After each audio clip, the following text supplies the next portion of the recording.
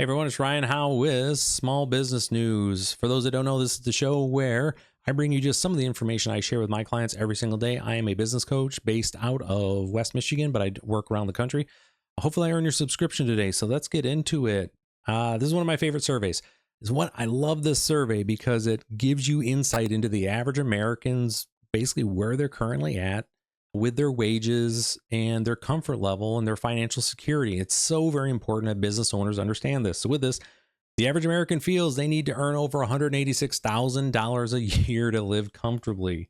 Now, obviously, depending on where you live, that number is going to vary. It's just the average, but let's take a look at it because we can learn a lot from this. Few Americans are making the kind of money they feel they need to live comfortably, and most think it's unlikely that they ever will. In times of rising inflation, it's not that inflation's going straight up. It's just that the rate is staying elevated, and that wears on all of us. It just does. All right. So just look at this number. Just 6% of Americans who have an idea of what they need to earn to feel secure say they are already earning that income. This is the annual financial freedom survey from Bankrate. Only 6% of respondents say they make enough money to feel financially secure. That is insane, folks. That is so, it's not surprising. It's just, it just baffles my mind that we've gotten to this number. And about 2 in 5, so that's about 37% is what they have here, say it's likely they'll one day earn that income, while 31% indicate it's unlikely, and 18% think their income will never get to that level. So put those two together, that's 49% of people are in the I'll probably never make that money or I'll never make that money category. That's almost half of Americans who feel they will never be financially secure. Just think about that, folks. That's just painful. Now, those findings come as Americans report for the second year in a row they need to make major six-figure salary, over $186,000 a year on average, just to live comfortably. That's just wow. So let's take a look at some of the stuff here. I want to get down. They got some charts here. Okay. So let's look at this. Americans' level of financial security are declining. Based on your current personal financial situation, how would you describe your level of financial security? Blue is going to be 2023. Green is going to be 2024. So last year, 28%, I'm financially secure. This year, we're down to 25%. I am not completely financially secure, but will be someday, 46 to 45. And then I am not completely financially secure and likely will never be. So it was 26%. It's gone up. Ladies and gentlemen, that's gone up. That is just, I think it makes sense with the inflation where it's at. Let's look at some other stuff here. So there's some groups that said they're in better financial shape than others. Americans with postgraduate degrees say they're completely financially secure. So postgraduates, 45%. And Americans making, 6 figures, 44%. And that makes sense. There's a number that you get to where things for individuals and families, you finally have enough money to get through the month. But for the vast majority of people, as you can see, they don't have enough money to get through the month. They're going backwards, folks. That's so disheartening. On the other hand, most groups thought they were more likely to achieve financial security someday. Yet some groups are more likely to expect they'll never achieve it. So we got Americans making under 50,000. 43% say they'll never be financially secure. Baby boomers, I didn't expect to see baby boomers on here, but 42% say they'll never be financially secure. And parents with children age 18 and older, 39%. All right. When it comes to income, more Americans earning under $50,000 a year than last year indicate they're not financially secure. That's one we were looking at. It was 43% this year versus 36. So that is a 7% increase year over year. And then the Zoomers, they think they're going to get financially secure. They got the most time in front of them. And I love Gen X. We're the least likely to feel completely financially secure. It's because they're parents, right? And that's just a tendency of Gen Xers to be like, I'm never gonna be successful. I'm never gonna get this. It's just kind of in the mindset. So let's take a look here. How much money would you need to make to live comfortably? It's 186,000, and they've got it broken down by demographics. Let's see what this looks like, folks. Overall, 186, men 197, women 176,000, white Americans 171,000, black Americans 282, black Americans 280. Think, what annual income would you need to feel financially secure and comfortable? Then we get, everyone is like in this 171, and then black Americans up here 282,000 a year. Okay, that's odd. Okay, yeah, it's just, I don't know if I trust those numbers. That seems like it's just off, doesn't it? Everybody else is hanging out here, but okay. It's like they, put a 2 instead of a 1. It's throwing me off. All right, anyways.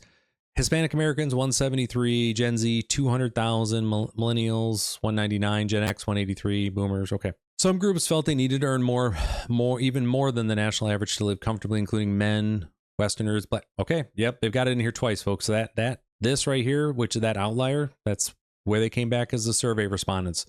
282,000 parents with younger children, etc. Okay. And then echoing the themes of lifestyle inflation, the more money Americans make, the more they feel they need to earn to be financially comfortable, which makes sense. You know, the more you make, the more you think you need. It's just one of those things that build. And the sooner you can get to, here's all I need to live, the rest is going to be for later, your life gets markedly better. More about that later. All right. And then to be rich, let's see what people need to feel rich. Americans on average need $520,000 a year to feel rich. Okay, and let's see the breakdown here. Again, we got overall is 520, men is 538, women is 503, white Americans 502, black Americans again are leading the pack with $621,000 a year. Hispanic Americans 494. Here you can see as it gets down here, it goes up a little bit. Okay, that's wild. And let's look by the different areas on the country here. Northeast, 554,000. Midwest, 516.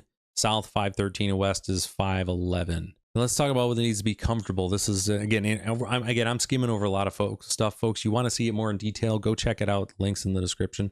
How likely, if all, do you feel that you will one day earn the annual income that you stated you need? Look at these numbers. Only 16% think it's highly likely they'll make enough to be comfortable one day. 21% some unlikely. So we're at 37 into, what I would call positive territory. And then the remainders, somewhat unlikely, highly unlikely, and then never. Man, that is just rough to see. It's like 45%. Yeah, something like that. And then there's that 6%, I am already earning the annual income I feel I need to make to be comfortable. A lot of that, the big difference on that, folks, is what that means is they know what they need going out and how much they need to have coming in to be able to balance that. And I'd be willing to bet that they have made decisions in their lives that have reduced that overall amount going out. So they don't need that number to go higher and higher. When I read this earlier, this is the thing, it hurt me a little bit, because when you look on the side here on this page, some of the key takeaways. The American dream, according to this, seems to be mostly dead. And I think it's been dead for a while, but this is where most of the respondents came back with. I don't want to be wealthy. They don't want to be rich. They just want to be comfortable. They want to have financial security. And this is the key takeaway that I'm bringing back and I'm sharing with my clients. I said, forget about the numbers. The numbers they're important. The numbers are very important. And don't get me wrong. The salary you make and that your value, you absolutely should be asking for raises and managing those things. And we're going to cover a couple things you can do to help that for sure. But I want my clients to understand, as business owners and as senior managers and folks in the C-suite, that most people, they just want to be comfortable. They're not looking to be uber wealthy. And that's a shift, mind you. But if you can help your people get to where they are financially comfortable, that means they are not going to be as stressed out. They're going to sleep better. They're going to be able to perform better at work. And you want to be able to get them to that point. Now, with that, there's things that as employees that we should be looking to take on as responsibility for ourselves. One, if we really want a high salary, we need to make sure we're in a job that's going to, provide a high salary, right? The career track is there to get to that high salary. You don't want to, have $500,000 dreams and where things cap out at, 180 for a job, right? Next is going to be things you can do regardless of your income to make your life easier. Obviously, get on a tight budget. You want to make some, live within your means and make sure you are saving some of your money. Even if you have debt, you might want to consider paying down some of that debt.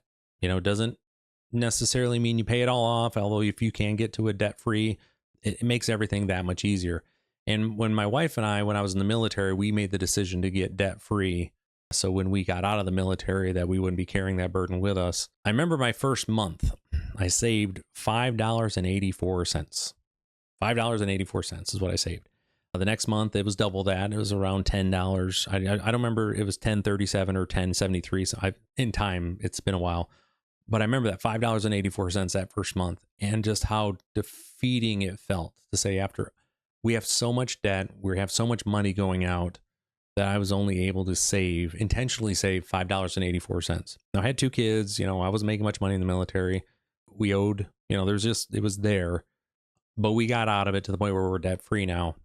And it's something you can do, but you have to understand you're going to be hurting for many months or years. In our case, it took a couple of years to get to the point where we got the breathing room to really be where what I would consider financially comfortable.